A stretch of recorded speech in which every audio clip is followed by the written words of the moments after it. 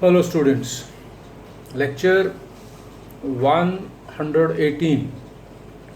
In this lecture we will discuss about the dangers involved in mining of various minerals, that when minerals are extracted through a process of mining, it poses many risks to the life of mine workers as well as the people living nearby.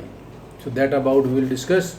Then effect of this mining, conservation of minerals, and methods to conserve these mineral resources. So these are the articles for discussion in this video lecture.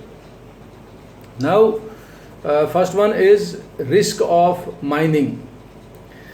The first risk of mining is that collapsing of the mine roofs. Mines are dug in the form of narrow tunnels.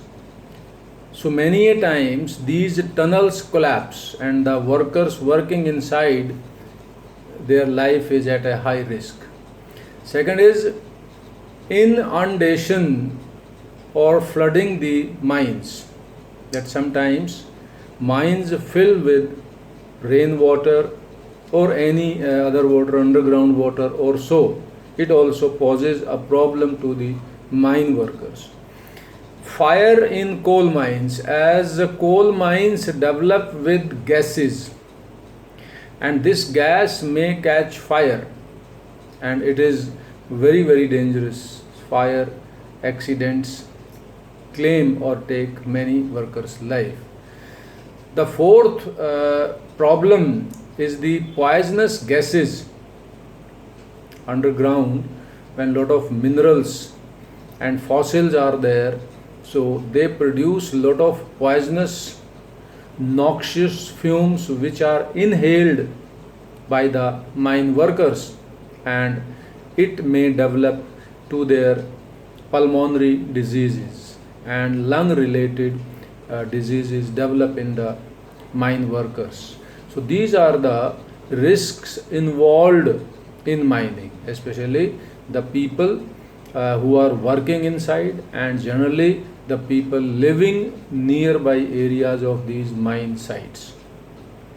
Now adverse effect of mining on the environment.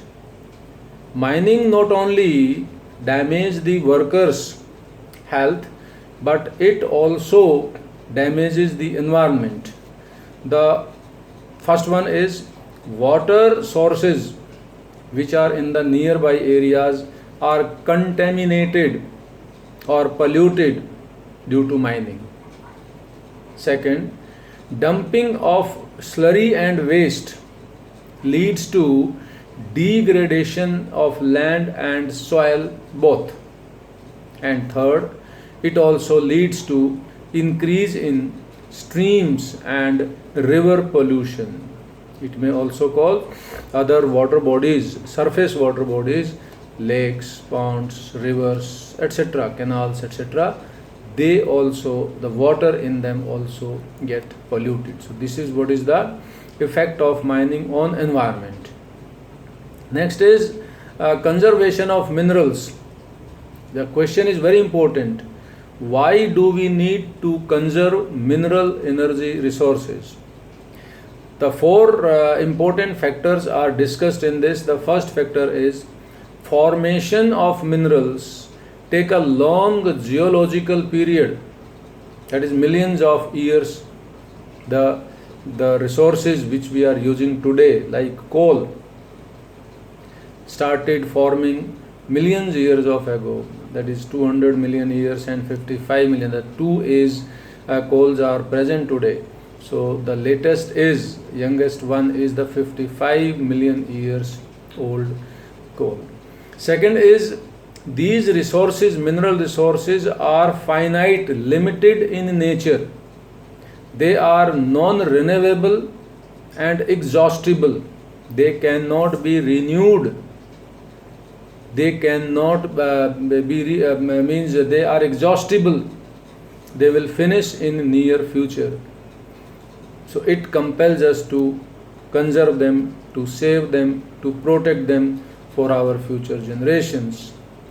The next factor is the rate of consumption of these resources is faster than the rate of replenishment. Replenishment means the recharging, making, forming. Means, say, for example, coal. The latest coal is 55 million years old. But we have used this coal in near around 400-500 years, within 400-500 years, with the use of. So, the rate of consumption is faster than the rate of replenishment or recharge. Then, and the fourth factor, we need to gift something to our future generations. Otherwise, it will be as the same that we are eating from the plate of our young generations. And this is you cannot imagine that if you or we are consuming the share of our next coming up generation in the form of minerals, it is an unethical and unsocial practice. So for these reasons we need to conserve them. The last article, then how to conserve, how to protect them. The first factor of protection is that we should use these resources in a sustained and planned manner, that is judicious use of the resources. We must use these resources very carefully. We must use these resources only when we are in need. These resources must be used to fulfill our needs, not our greeds, that we have already discussed in Geography chapter 1, what Mahatma Gandhi ji said. Second is improved technology. The technology must be improved time and again so that wastage of these minerals may not take place and the extraction of these minerals may be at the low cost, because developed technology will lead to extraction of minerals safely and at low cost. Then recycling of metals. Metals should be recycled using scrap metals and other substitutes in place of metals. Some other substitutes must also be taken into use so that these metal minerals may long for many years. Fourth one is wastage in mining. Processing and distribution should be minimized. The wastage, whenever minerals are mined, a lot of waste is generated. It should be minimized. It should be lowered. The least wastage should be generated by either while mining, processing or distributing these resources. And the fifth method is controlled export of minerals. That export of minerals, as we have already discussed, that 4 iron ore belts, we discussed that most of them are the export unit. So the export should be controlled. Export should be controlled so that our home needs may be fulfilled, and it should, because export also leads to unjudicious extraction of minerals for more and more export, more and more money. So that is immature minerals we are extracting, and that leads to wastage. So these are some methods of conserving the mineral resources.